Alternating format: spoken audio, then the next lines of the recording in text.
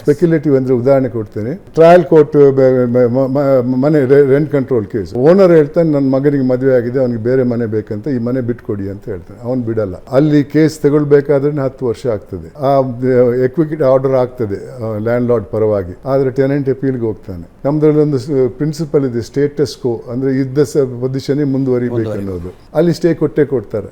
ಅಲ್ಲಿ ಇನ್ನೊಂದು 10 ವರ್ಷ ಆಗ್ತದೆ, 20 ವರ್ಷ. ಮತ್ತು ಹೈಕೋರ್ಟಿಗೆ ಹೋಗ್ತಾರೆ, ಅಲ್ಲಿ 30 ವರ್ಷ. ಆಮೇಲೆ ಸುಪ್ರೀಂ ಕೋರ್ಟಿಗೆ ಹೋಗ್ತಾರೆ. ಇದು ಎಕ್ಸಾಜರೇಷನ್ ಅಲ್ಲ, ನಾನು ಕಮ್ಮಿನೇ ಹೇಳ್ತಾ ಇದ್ದೇನೆ.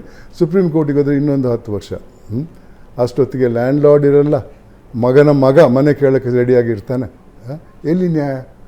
ನಮ್ಮ ಜೂರಿಸ್ಪ್ರುಡೆನ್ಸಲ್ಲಿ ಒಂದು ಪ್ರಿನ್ಸಿಪಲ್ ಇದೆ, justice delayed is justice denied ಅಂತ.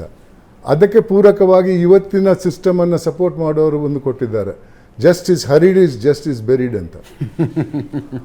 ಇದು ಯಾರಿಗೂ ಇದಕ್ಕೆ ಒಪ್ಪಲ್ಲ.